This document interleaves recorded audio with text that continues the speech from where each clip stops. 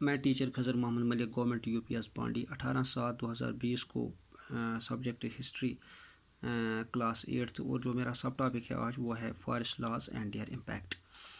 جنگلوں میں جو لوگ رہتے تھے، جو جنگلی چیزیں جمع کرتے اور پھر اپنی زندگی کا نربھر یا گزارا کرتے، تو انگریزوں نے جب فارسٹ لاز ہندوستان میں انٹروڈیوس کیے تو ان کی زندگی پر ان سارے قوانین کا کیسا اثر پڑا، تو آج ہم نے وہی پڑھنا ہے.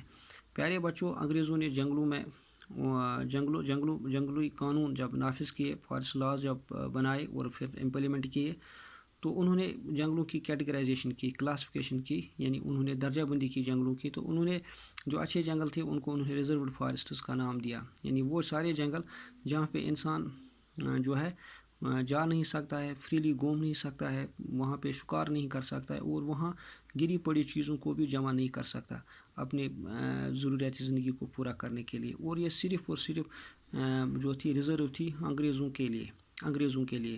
تو اس طرح سے جو جنگلوں میں بہت پہلے سے ہی جو کلٹیویٹرز رہتے تھے، جو جنگلوں کو جلاتے تھے، پھر وہاں پہ کاشتکاری کرتے تھے، تو ان کی زندگی بہت زیادہ منفی انداز میں متاثر ہونی شروع ہو گئی.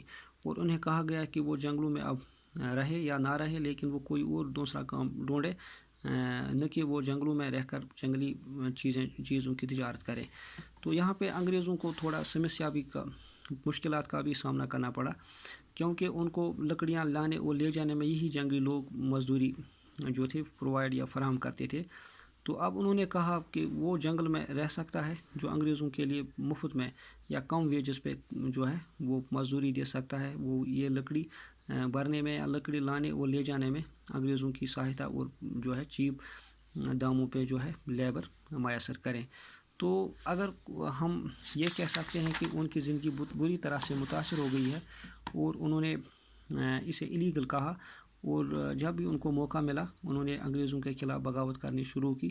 اور 1906 میں آسام کے اندر جو ہے فارسٹ ستیاگرہ شروع ہوا، اور 1930 میں جو ہے سینٹرل پروونس کے اندر لوگوں نے انگریزوں کے خلاف جو ہے وہ بغاوت شروع کی تھی. اسی طرح سے تجارت پیشہ جو لوگ تھے اور منی لینڈر جو تھے، جب وہ جنگلوں کی طرف گئے تو وہاں پہ انہوں نے جنگلی چیزوں کو خریدنا شروع کیا. انہوں نے ان کو ایڈوانس میں پیسہ دیا، لون دینا شروع کیا.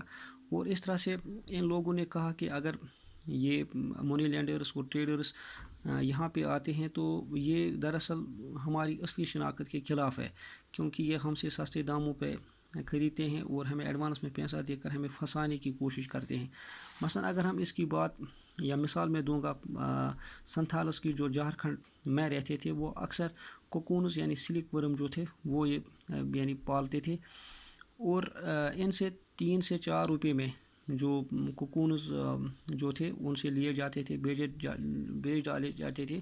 اور اس کے بعد گایا بردوان میں اسے بڑے یعنی داموں پہ، یعنی 8-9 یا 6-7 روپیز پر 1000 کوکونز بیچا جاتا تھا. تو بیچ میں جو مڈل مین ہوتے تھے، جو لنک بناتے تھے، جو ایک کنٹیکٹ مینٹین کرتے تھے ایکسپورٹر اور ٹریڈر کے مابین، ایکسپورٹر اور کوکون ویور کے مابین، تو وہ بڑے امیر ہوتے تھے. تو اس طرح سے جو جنگلی لوگوں کی زندگی تھی وہ بہت زیادہ متاثر ہو گئی. تو انہیں جنگلوں میں رہنے کے بجائے اب ایسے کاموں میں پھنسانے کی کوشش کی گئی تھی جو ان کی زندگی کے لیے بہت دشوار تھا. مثلا ان کو ٹی پلانٹیشن میں لگایا گیا، چائے کے کارخانوں میں ان کو لگایا گیا، چائے کے باغات بنانے میں لگایا گیا. ان کو مائننگ میں، جھارکھنڈ کے اندر جو مائننگز تھی، کول مائنز، ان کے اندر لگایا گیا. ٹی پلانٹیشن اس وقت آسام کے اندر تھی. یعنی یہ ایک ایسا کنٹریکٹ تھا جو بھی یہ توڑتا اس کے لیے کافی سخت سے سخت پنشمنٹ ہوا کرتا تھا. اس کو پیٹا مارا جاتا تھا، اس کو گھر جانے کی اجازت نہیں ہوتی تھی. اور یہ فکسڈ کام تھا، یہ سالوں کے لیے ان کے ساتھ ایک کنٹریکٹ بنتا تھا، پھر ان سے کام لیا جاتا. آج اتنا ہی میں پڑھا ہوں گا. دیجیے اجازت. خدا حافظ.